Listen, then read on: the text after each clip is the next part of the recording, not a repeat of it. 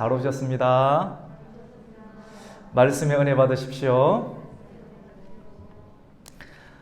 오늘 이 사무엘하 22장 말씀을 우리가 읽으면서 저는 굉장히 특별한 은혜를 받게 되었습니다. 평소에 궁금했던 어떤 내용들이 오늘 말씀을 이렇게 묵상하고 또 준비하면서 굉장히 선명해지는 그런 은혜를 개인적으로 경험하게 되었는데요.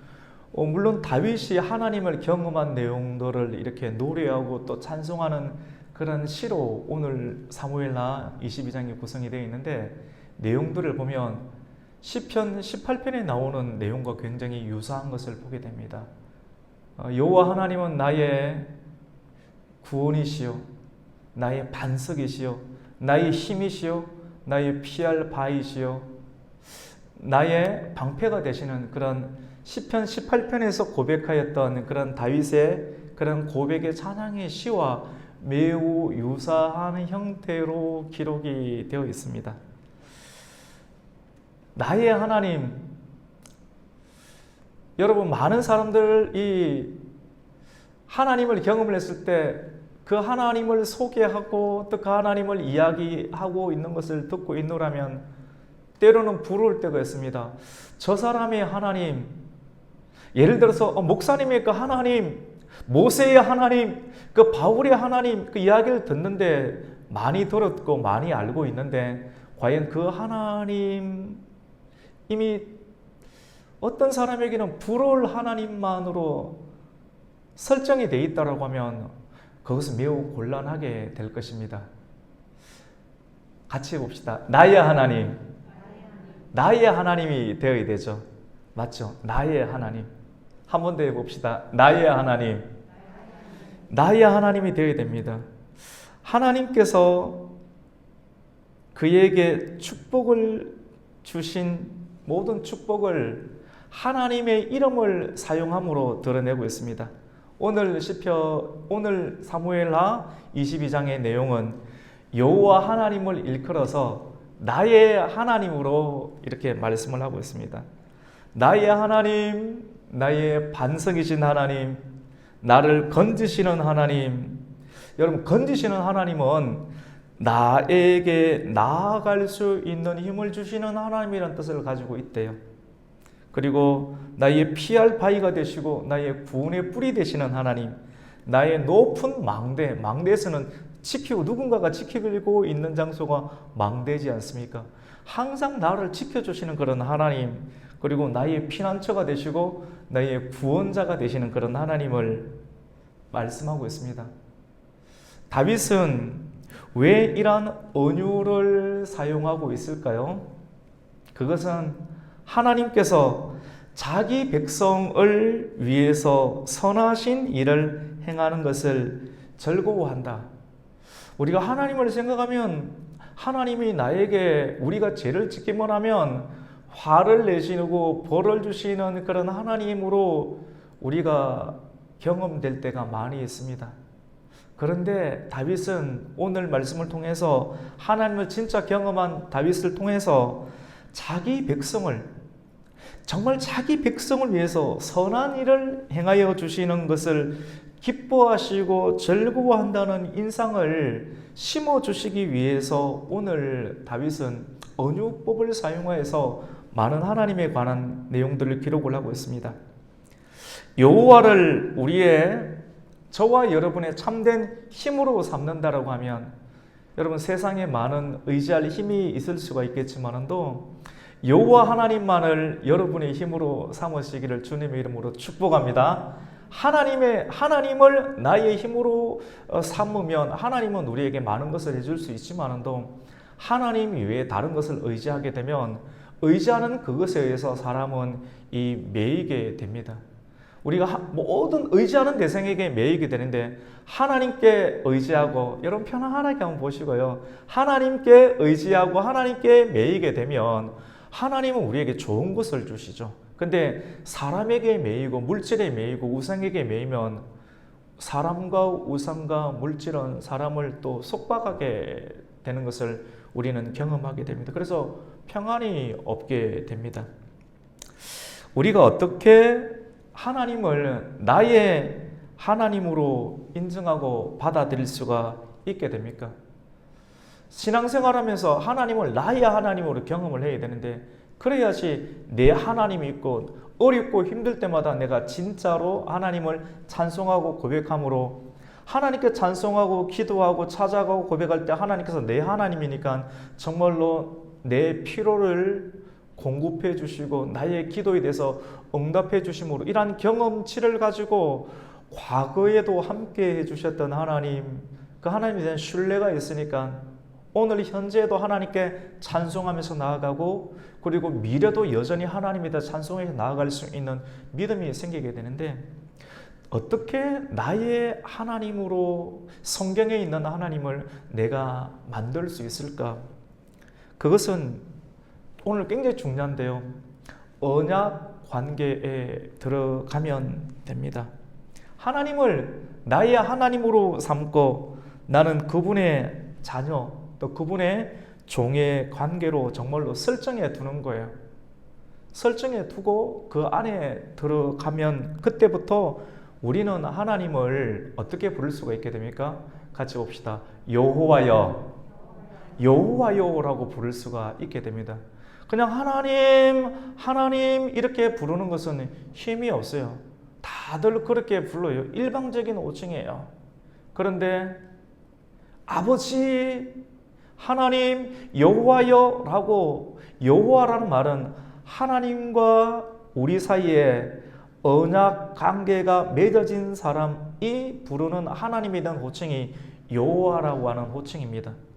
결혼하기 전에는 누구시라고 부르지만 결혼하고 난 이후에 상대방에 대해서 여보라고 부를 수 있고, 여보라고 부를 때 반드시 돌아봐야 되고 반드시 찾아가야 되는 것이 있는 것처럼, 언약 관계에 들어가게 될 때 하나님은 나의 하나님이 되는 거예요. 나의 하나님이 되었던 모든 일상생활 가운데 어렵고 공부하고 힘들 때 경험된 하나님의 역사를 다윗은 오늘 여호와는 나의 힘이시요 나의 방패시요 나의 피할 바위시요 나의 구원의 뿌리 되시는 다양한 10가지 형태로 고백하고 있는 것을 보게 됩니다. 어떤 사람은 하나님에 대해서 한 가지도 경험하지 못했기 때문에 많이 두렵고 떨릴 수가 있겠지만도, 정말 이러한 단계를 경험하고 나면 하나님은 자기 백성들에 관해서 선한 일을 하시는 것을 기뻐하시고 즐거워하신다는 그 복음의 소식을 전할 수 있는 단계로 우리는 나아갈 수가 있게 됩니다. 여호와가 나의 하나님이 되시면, 여러분 이때부터 제가 오늘 좀 묵상이 참 깊이 되는 내용인데요, 묵상을 통해서 진짜 이제 책을 읽는 것과 성경을 읽는 것과 그 말씀에 진짜 이게 깨달아져서 내게 확 와 있는 것과는 차원이 다른데 굉장히 쉽게 나아갈 수가 있게 되는데요, 여호와가 나의 하나님이 되시면 그때부터 어떤 일이 일어나는가? 내가 하나님께 언약 관계가 되는 거예요. 언약 관계가 들어가서 하나님을 여호와여라고 부르고 하나님을 나의 하나님으로 고백하면서 신앙생활을 하게 되면, 그때부터 어떤 일이 일어나면 하나님이 그 사람 몸 안에 들어가게 됩니다. 그 사람의 삶 가운데 주인이 되어서 설정이 되지 않습니까? 들어가게 될 때 나타나는 현상은 어떤 현상이 일어나는가? 복이 되는데요, 복이 되는 과정 속에서 우리 인생이 경험하는 과정은 어떤 것이냐면요, 고난과 역경 가운데 들어가게 되는 것을 보게 됩니다. 마치 다윗이 기름 부음을 받고 난 다음에 어떻게 됩니까? 계속 광야로 전전긍긍하고 시기 질투를 당하는 것처럼, 하나님이 나의 하나님으로 되고 난 이후부터는 어떻게 되냐면 우리가 광야로 들어가게 돼요. 마치 예수님께서 성령에 이끌려서 사단에게 시험을 받고 광야로 들어가는 것처럼, 하나님과 우리와의 사이가 언약 관계로 하나가 되어서 나의 하나님 여호와여라고 부를 수 있고, 정말 성전에 들어가게 되면 그때부터는 고난이 그 사람의 삶 가운데 펼쳐지게 됩니다. 같이 해봅시다. 하나님이 나의 하나님이 되시면 하나님은 나의 인생 가운데 들어오셔서 하나님의 일을 하십니다. 굉장히 중요합니다. 언약 관계 들으면 하나님이 내 인생 가운데 들어서 하나님의 일을 하시는데 하나님의 일이 영광을 드러내는 건데 우리가 머리로 아는 것은 많이 아는데 이게 깨달아져야 돼요. 저는 오늘 이게 깨달아졌어요. 하나님이 내 안에 들어오셔서 역사하시고 하나님의 일을 하시는데 하나님이 사람 안에 오셔서 행하시는 하나님의 일은 무엇인가 하면요. 같이 봅시다. 찬송하게 합니다. 오늘 우리가 찬송을 했지 않습니까? 오늘 22장 우리가 1절부터 20절까지 읽었는데 1절에도 우선 여호와여 나의 하나님과 됐을 때 여호와라고 부르죠. 여호와여 여호와께서 다윗을 모든 원수의 손과 사울의 손에서 구원하신 그날에 다윗이 이 노래의 말씀으로 여호와께 찬송하며 아뢰어라는 본문의 내용으로 시작을 하고 있습니다. 그러니까 하나님 여호와로 하나님과의 나의 관계가 설정이 되면 그때부터는 하나님이 우리의 삶을 통해서 같이 봅시다. 찬송하게 합니다. 여러분 계속 잘 들어보세요. 쉽게 하고 있는 겁니다. 쉽게 잘 이해가야지 조금씩 그 다음 단계로 실제 들어갈 수가 있게 되는데요. 찬송한다는 말 이사야 43장 21절에도 이 백성은 내가 나를 위하여 지었나니 나를 찬송하게 하려 함이라 라는 말씀이 있습니다. 하나님께서 하나님을 찬송하게 하려 함이라. 그럼 찬송이란 말은 예를 들어서 오늘 우리가 기쁘다 구주 오셨네 찬송을 했던 것도 찬송이고요. 그리고 참 반가운 성도요 이렇게 찬송하는 것도 찬송인데 또 야고보서 말씀 가운데는 슬프고 어려울 때 기도하고 기쁠 때 같이 봅시다. 찬송하라. 근데 기쁠 때가 뭐냐면 왜 기쁜가? 하나님과 언약 백성이 되어서 하나님이 내 인생 가운데 들어와서 고난이 펼쳐지게 되고 고난 속에서 하나님의 자녀가 하나님께 부르짖을 때 하나님께서 나타나셔서 건져주시고 구원해 주시는 것을 경험할 때 사람은 어떻게 합니까? 찬송을 하게 되는 것을 보게 됩니다. 언약 백성들이. 이 성경에 그렇게 적혀 있고 그런 인생 가운데 펼쳐지게 됩니다. 하나님이 사람 안에 오셔서 행하시는 하나님의 일은 하나님의 구원하심이 어떻게 이루어지는지를 선택한 백성의 삶의 고백을 통해서 드러나게 하십니다. 우리가 하나님과 결혼해서 하나님과 하나가 되어서 하나님을 나의 구주로 삼고 하나님을 나의 신랑으로 삼고 우리가 주님의 신부가 되는 과정, 이것을 두고 언약이라고 하고 결혼이라고 하고 세례를 받는 과정이라고 성화의 과정이라고 하는데 이렇게 되었을 때 하나님 우리 안에 들어와서 우리 안에서 성령께서 우리를 이끌어 가시는데 어디로 가시느냐면 광야와 고난과 역경 속에 들어가게 하시는 것을 보게 됩니다. 여러분 이런 일들이 왜 일어납니까? 여러분 쉽게 말해서 왜 예수를 믿으면 고난이 있고 연단이 있습니까? 제가 계속 이거 설명하려고 계속 빙글빙글 돌면서 광야를 돌듯이 집중을 시키는 겁니다. 왜 예수를 믿으면 고난이 있고 연단이 있습니까? 우리 이 내용은 다 알잖아요. 예수 믿으면 고난이 있고 연단이 있다. 왜 그렇습니까? 나 자신을 우리 욥기 계속해서 묵상해 왔듯이 점검처럼 만들기 위해서 하나님의 온전한 사람으로 만들기 위해서 우리에게 연단이 있다, 고난이 있다라고 하는 것도 알고 있습니다. 근데 그걸로 충분하지 않아요. 오늘 이 말씀을 통해서 새롭게 깨닫게 되는 것은 예수님께서 언약 백성이 되었을 때 하나님이 우리 안에서 일하시는 것은 하나님의 찬송을 받기 위함인데 그것은 예수님이 하시는 일 그리고 하나님이 하시는 일을 우리가 직접 경험할 수 있도록 하나님께서 우리에게 지식적인 것이 아니라 성탄하신 예수님께서 올해도 오시고 내년에도 오시는 것처럼 우리의 삶 가운데 우리가 찬송 부르면서 기쁘다 구주 오셨는데 그 찬송을 부르지만도 2000년 전에 오신 그 예수님하고 지금 내 인생하고 어떤 연관이 있을까 많은 사람들이 고민하고 찬송을 부르기도 합니다. 머리로는 다 이해가 안 가요. 그 찬송을 한다는 것, 그것은 예수님께서 우리가 고난 가운데 있을 때 이 고난은 나의 잘못과 나의 실수처럼 여겨지기도 하지만도 언약 백성 하나님을 여호와로 부르고 신약시대는 하나님을 나의 예수를 나의 주로 고백하는 성도들의 인생 가운데 고난이 펼쳐지는 것은 예수님께서 이 땅 가운데 오셔서 행한 고난을 드러내는 거예요. 같이 봅시다. 고난으로 오신 메시아. 고난으로 오신 그 메시아께서 고난 가운데 들어가셔서 채찍을 맞으시고 고난을 받으시는 그런 예수님의 모습, 그리고 결국 죽으시는 그런 모습들, 그리고 다시 일어나시는 모습들을 우리의 인생의 삶을 통해서 드러나게 하십니다. 그래서 우리가 예수님을 믿고 예수를 나의 구주로 삼고 성전이 되면 하나님의 불과 하나님의 감동을 듣고 순종하는 인생 가운데 그리스도인들이 개인적으로는 고난이 일어나게 되고 광야의 삶이 일어나게 되고 역경의 삶이 일어나게 되는데, 그것은 예수님이 이 땅 가운데서 행하신 일들을 우리로 하여금 전인격적으로 드러내시기 위한, 우리 현재의 삶 가운데 예수 그리스도가 현재의 그리스도로 드러내시기 위한 하나님의 작정하심과 섭리로 드러나는 것을 보게 됩니다. 여러분, 우리의 인생은 더 구체적으로 하나님을 나의 하나님으로 또 예수를 나의 구주로 고백하는 인생을 살게 되면서 죽음의 단계를 경험하게 되죠. 죽음의 단계를 경험한 인생, 정말 죽을 뻔했다, 이런 죽음의 단계를 경험하는 것을 오늘 말씀 안에서는 어떻게 표현하는가 하면 사망의 물결을 지나고 또 불의의 창수를 지나고 지옥을 다른 말로 스올이라는 말을 표현하기인데 스올의 줄, 그리고 사망의 올무가 에워쌌다는 표현을 하고 있습니다.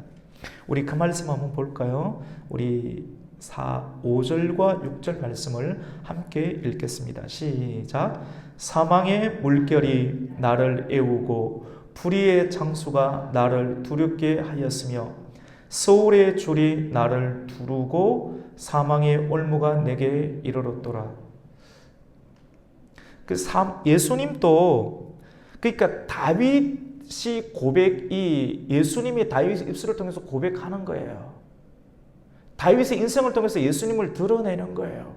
다윗이 경험하고 있는 그 경험치가 예수님께서 앞으로 다윗의 자손으로 인해서 나타나신 일들을 드러내고 있는 장면들, 그리고 오늘날에도 우리가 고난을 받았을 때 고난 가운데서 예수 그리스도께서 이렇게 행하셨음을 우리가 알고, 예수 그리스도께서 오늘 사망의 물결과 불의의 창수와 소울의 줄이 나를 두르고 사망의 올무가 완전히 나에게 임했을 때, 그때 그 상황 가운데서도 어떻게 했습니까? 죽으셨죠. 그리고 죽으시고, 그리고 장사되시고, 그리고 부활하신 그런 역사를 우리에게 드러내는 것을 보게 됩니다. 죽음의 문턱 앞에서 우리는 하나님께 기도하고 부르짖을 수가 있게 됩니다. 여러분, 기도하고 부르짖는 자리 잘 들어보세요. 이게 집중을 계속 안 하면 잘 안 들립니다. 굉장히 중요한 얘기 정말 많거든요. 그냥 하는 거 아니에요, 진짜.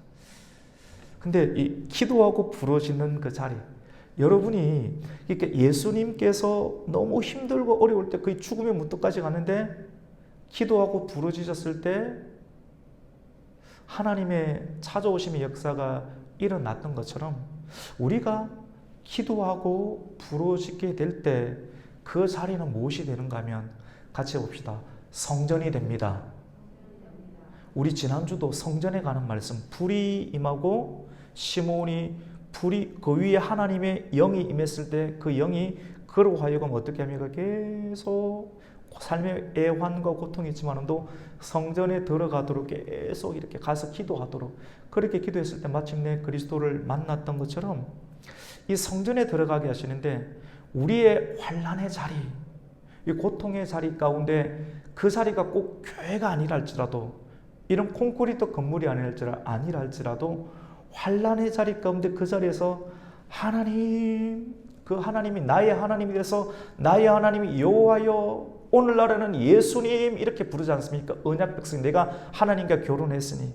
그렇게 부르면 그 자리가 어떻게 되느냐면 육신의 눈에는 환난의 자리고 고통의 자리고 광야의 자리인데 그 자리가 같이 봅시다. 성전이 됩니다. 예, 언약궤를 메고 말씀의 임재를 메고 하나님 이렇게 기도하면 그 자리가 하나님의 성전이 되어주신다는 그런 내용이 있는 거예요. 환난의 자리가 하나님께서는 부르짖는 자리로 변화시켜 주십니다.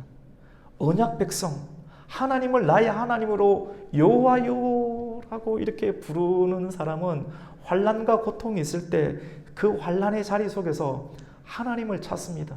모세가 뒤에서는 이 애굽의 군사의 말발굽이 있고 앞에는 홍해가 있고 그리고 둘러싸여 있는 많은 사람들은 모세를 향해서 네가 우리를 구원해내는 척 하더니 이제 우리를 이 자리에서 죽게 만드느냐면서 눈앞에서는 많은 권력 있는 사람들이 모세의 지도력을 원망하고 한탄하는 그런 압박감, 너무 사람이 눌리는 그런 상황이 나름대로 의미 있는 일을 했는데, 근데 그때 믿음을 가지고 그의 총체적인 아픔을 가지고 하나님께 기도하는 자리로 했을 때 그 장벽 가운데 하나님의 임재가 있으니까 그 자리가 같이 봅니다. 성전, 이 성전이 되어서 하나님의 영광이 임하는 겁니다.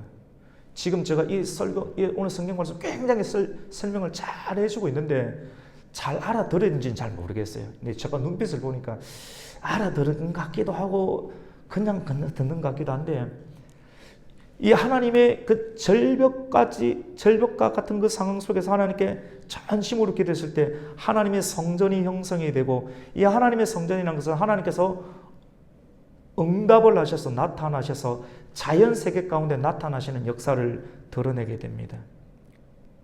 우리 7절 말씀 한번 읽어볼까요? 같이 한번 읽습니다. 7절 읽습니다. 시작. 내가 환난 중에서 여호와께 아뢰며 나의 하나님께 아뢰었더니 그가 그의 성전에서 내 소리를 들으시며 나의 부르짖음이 그의 귀에 들렸도다. 그 환난의 자리가 하나님께서 들으시는 그런 기도의 저소가 되고, 그 예수님께서 많은 교회가 장사하는 교회로 많이 바뀌지 않습니까? 왜냐하면 그래야지 교회가 유지가 되니까. 장사하는 교회. 예수님께서 오셨던 그 시대 가운데서도 교회를 유지를 하려고 계속 장사를 했거든요. 장사하는 일들이 양도 팔고 환전도 하고 바꿔치기도 하고 했어요. 이해는 가요. 근데 예수님이 딱 오시자마자 이건 아니라고 하는 거죠. 그 온유하신 예수님이 화를 내셨어요. 그 온유하신 예수님이 불의에 대해서 화를 내시는 것이 온유라고 말할 수 있어요. 화를 낼 때는 화를 내야 되는 거죠. 그러면서 성전을 깨끗하게 청결하게 하셨습니다. 예수님께서는 우리가 하나님께 이 성전이 단순한 건물이 아니라 내 집을 강도의 굴혈로 만들지 말고 내 집은 만민이 뭐 하는 집입니까? 기도하는 집이다라고 말씀을 했습니다. 그러니까 하나님께서는 성전의 본질적인 의미를 하나님과 선택된 언약 관계에 있는 백성이 기도할 때, 기도를 왜 하냐면 너무나도 내가 죽을 것 같으니까. 우리가 5절에 보면 사망의 물결, 불의의 창소, 서울의 줄, 사망의 올무, 조금씩 이해가 돼가기 시작하죠. 이런 현상이 언약 관계에 들어간 사람들에게는 나타나게 되는데, 이때 언약 관계에 있는 사람들은 같이 봅시다. 기도합니다. 그 자리에서 기도하는 거예요. 기도할 때 그 자리가 무엇으로 변하느냐면 같이 봅시다. 하나님의 성전으로 변화가 된다는 내용을 오늘 7절 가운데 드러내고 있습니다. 그래서 그의 성전에서 내 소리를 들으시며 나의 부르짖음이 그 귀에 들렸도다. 그 하나님이 성전이 되시고 하나님께서 응답하시고 임재하시면 어떠한 일들이 일어나게 되는가를 오늘 8절부터 16절까지 쭉 이렇게 내용을 하고 있는 거예요. 그러니까 하나님의 영광의 임재가 우리가 자연세계에 있으니까 자연세계 가운데 죽을 뻔했는데 하나님의 영광의 임재가 드러나면 8절에는 어떤 일이 일어나냐면요. 이에 땅이 진동하고 떨며 하늘의 기초가 요동하고 흔들렸으니 그의 진노로 말미암음이로다. 언약 백성을 끝까지 사랑하고 살피시고 건져내시는, 그러니까 다윗은 하나님은 나의 요새가 되신다, 나를 건져내시는 하나님이 되신다라고 이야기를 하죠. 그리고 9절에 보면 그의 코에서 연기가 나고 그의 입에서 불이 나와 사람이며 그 불에 숯이 다 타버렸도다. 여러분, 코에서 연기가 난다는 말은 사람이 되게 화가 나요. 화가 나면 어떻게 합니까? 씩씩거리지 않습니까? 하나님의 언약 관계에 있는 백성을 누군가가 건들게 되면, 그리고 언약 백성이 드러나는 장면도 고통이 있을 때 돈을 찾고 세상 사람을 찾는 것이 아니라 아버지를 찾거든요.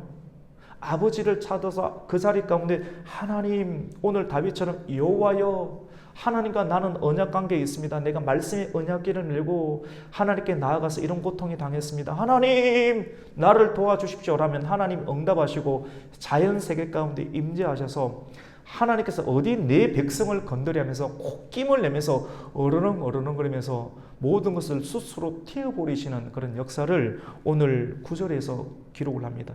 굉장히 쉽죠, 맞죠? 그리고 또 하나님이 임재하시면요, 그 빛이신 하나님의 역사를 통해서 이 땅이 캄캄해지게 됩니다. 우리 10절 말씀을 한번 읽겠습니다. 시작. 그가 또 하늘을 들이오고 강림하시니 그의 발 아래는 어두캄캄하였도다. 예수님께서 실제적으로 십자가 사역을 감당하셨을 때 몇 시간 동안 이 온 세계가 어떻게 됩니까? 캄캄하게 되는 것을 이렇게 보게 됩니다. 이런 내용으로 쭉 이렇게 내려오셔서 16절까지의 내용까지 이루어지게 되는 것을 이렇게 보게 됩니다. 언약 백성, 그리고 구약시대에는 다윗과 같은 사람이 여호와여, 다니엘도 여호와여라고 부르고, 근데 그 여호와라는 말이 신약시대에 들어와서는 여호와라는 말이 없어요. 맞죠? 신약시대에 들어오면 여호와가 없어지고 어떻게 됩니까? 주로 바뀌게 됩니다. 같이 해봅시다. 주여. 그래서 우리는 주여라고 고백을 하게 되죠. 그러니까 하나님은 나의 하나님이라는 거예요. 주여라고 고백하는 자리 가운데 그 자리가 기도고 이 자리가 하나님의 성전이 되죠. 그래서 성도가 환난 중에서 기도하면 그 장소가 구원의 영광이 임하는 것을 자연 세계 가운데 드러내는 장면들을 이 8절에서 16절까지 내용을 통해서 드러내고 있습니다. 여러분, 오늘 내용을 통해서 하나님은 우리가 찬송하기를 원하시는데 그 찬송은 하나님께서 행하실 일들을 찬송하는 겁니다. 하나님께서 행하실 일. 다윗 시대에는 다윗의 고통을 통해서 그리스도께서 고난을 당하실 것을 예언적으로 고백하는 거예요. 자기의 인생 가운데 자기는 이런 거 다 몰라요.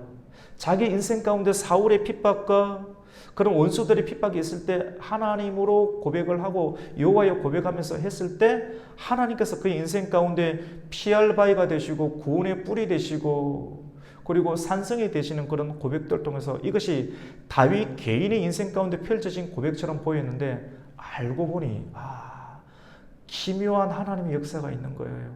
다윗의 자손으로 오실 메시아가 앞으로 이 땅 가운데 행하실 일들을 다윗의 인생 가운데 그가 경험함으로 그는 자기가 경험한 것을 찬송했는데 하나님의 섭리는 그의 고통과 경험이 궁극적으로 그리스도께서 모든 만유와 인류를 위해서 고난을 받으시고 그리고 고난 가운데서 소홀에 들어가시고 죽으시고 그리고 압제를 당하시는 그런 일들을 통해서 어떻게 하십니까? 다시 살아나시고 온 백성을 구원하셔서 하나님과 언약 백성들이 화해시키며 화목케 하는 일들을 다윗의 고백 가운데 노래하게 하시는 장면들을 보게 됩니다. 성경 곳곳에 이런 장면들이 다 있는 거예요. 예언적으로 찬송이 나오게 되는 것입니다. 그래서 그리스도인들의 고난은 신비가 있습니다. 그래서 정말 예수님을 잘 믿으면 잘 믿을수록 하나님이 잘 믿는 그 사람 큰 믿음을 주셨기 때문에 큰 믿음 있는 자들 가운데는 고난이 일반 사람들보다는 더 깊은 고난이 있습니다. 이것을 깨닫기 전에는 왜 나만 겪는 고난이냐고 예수님 믿지 않아야 된다는 어떤 생각들이 많이 유혹으로 다가올 수 있겠지만도 이렇게 하나님을 욥기를 통해서 알고 또 시편이나 사무엘이나 오늘 말씀을 통해서 우리가 겪게 되면 하나님께서 나를 믿고 계시구나. 그리고 언약 관계에 있기 때문에 나를 통하여서 하나님의 화해하심과 하나님의 일들을 드러내시는구나 하는 것을 보게 됩니다. 이것이 그리스도인의 기도 생활의 신비입니다. 고난에도 신비가 있고 기도 생활에도 신비가 있습니다. 여러분이 하나님을 찾고 또 예수의 이름을 부르고 기도할 때 여러분 그 장소는 환난의 장소가 아니라 성경에서는 시편이나 이런 내용들을 보면 좁은 곳이라고 합니다. 환난의 장소는 굉장히 좁습니다. 굉장히 좁아요. 그래서 고통, 매차라는 단어를 썼는데 굉장히 좁은데요.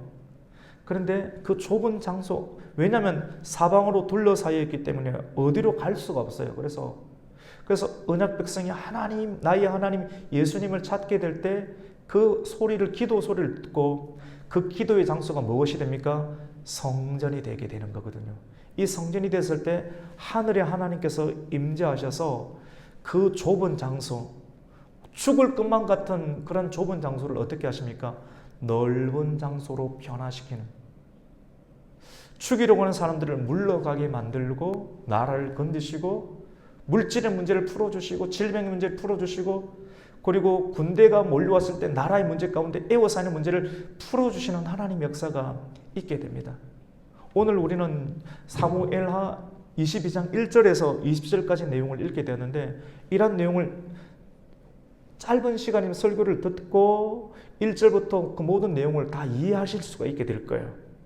충분히 이 설교를 이해하실 수 있고 맨 마지막 20절 말씀 가운데 하나님께서 부르시는 자 가운데 이 좁은 곳을 넓은 곳으로 바꿔주시는 하나님의 위대한 구원의 역사를 소개하고 있습니다. 우리 마지막 20절 말씀 함께 읽겠습니다. 시작. 시작. 나를 또 넓은 곳으로 인도하시고 나를 기뻐하심으로 구원하셨도다. 아멘. 여러분 이해되시죠? 그러니까 오늘 설교가 여호와는 반석은 무엇인가, 요새는 무엇인가, 피할 반석은 무엇인가, 이런 설교는 지금까지 계속 해오던 설교들입니다. 그런데 오늘 내용이 가장 처음에 여호와를 부르고 있고, 여호와는 하나님의 말씀, 언약 관계에 들어가게 될 때 일반의 엘로힘의 하나님을 나의 하나님으로 고백하는 거예요. 나의 하나님으로 고백하게 될 때 하나님은 그 사람에게 역사하셔서 그 사람을 통해서 하나님의 일들을 드러내시는데, 하나님과 동행하고 하나님과 드러내는 인생을 통해서 그 사람은 대부분의 경우 좁은 길로 들어가게 됩니다. 고난의 길이 드러난다는 겁니다. 그래서 여러분에게 지금 고난이 있는 이유가 나의 실수인 것처럼 보일 수도 있어요. 실수를 통해서 나타날 수도 있어요. 그 사람들이 정죄하기도 하고 그런 정죄 때문에 며칠간 신음하며 아픈 적도 있고 여전히 그 문제를 해결하지 못한 사람도 있을 수 있어요. 하지만 그 정도의 문제가 아니라는 겁니다. 언약 모세도 여러분 나름대로 나라를 구원하기 위해서 동족을 때리는 나쁜 사람을 도와주었는데 살짝 밀쳤는데 사람 죽어버리지 않습니까? 이것이 실수라고 설교하는 사람도 있어요. 물론 그렇게 설교할 수도 있어요. 충분히 이성적으로 이해되기도 해요. 근데 거시적인 하나님의 관점 가운데 보면 사람의 실수처럼 보이는 어찌할 수 없는 형편을 통하여서 하나님께서 몰아가세요. 그래서 너무 정죄받지 마시라는 거예요. 그래서 예수 그리스도 안에 있는 자에게, 예수님과 내가 언약 관계에 있는 자에게는 결코 뭐가 없습니까? 정죄하면 마귀는 계속 정죄하는 거예요. 네 성격이 이러니까 이렇지, 네가 이전에 이러니까 이런 꼴을 당하지 않아서 앞으로도 못하게, 꼼짝 못하게 하는 말이 있는데 그거는 옳지 못한 말. 사람들은 이런 말을 할 수도 있어요. 하지만 사람들이 한다고 해서 내가 그 사람들의 말 가운데 기어 들어가서 꼼짝 못할 이유는 없는 거예요. 예수 그리스도 안에 있는 사람에게는 결코 정죄함이 없다는 말씀 우리가 믿고, 오늘 말씀을 통해서 나의 성도의 고난은 예수 그리스도의 고난과 구원을 경험하는 하나님의 백성에 대한 그리스도의 계시의 통로다. 그리고 기도에 신비가 있다. 부르짖는 그 자리 가운데 그 부르짖는 자리가 하나님이 임재하는 자리가 되고 성전이 되고, 그래서 하나님께서 하나님 백성들을 도와주신다 라는 말씀을 우리가 꼭 기억하면서, 여러분에게 환난이 있습니까? 질병의 문제, 가정의 문제, 그리고 개인의 관계의 문제, 다양한 상황이 있는데, 이런 상황을 두고 성경은 한마디로 같이 해봅시다. 좁은 곳입니다. 근데 그 좁은 곳을 기도의 자리로 바꾸세요. 그러면 하나님께서 그 자리를 넓은 곳으로 바꾸신다는 그 말씀을 붙잡고, 하나님의 이름을 찾고 여호와 하나님을 나의 하나님으로 모시고 예수 그리스도 이름을 부르면서 성탄을 기다리고 성탄에 주로 오시는 예수 그리스도를 우리 삶 가운데 경험하실 수 있는 저와 여러분이 되기를 주님의 이름으로 축복합니다. 아멘. 하나님,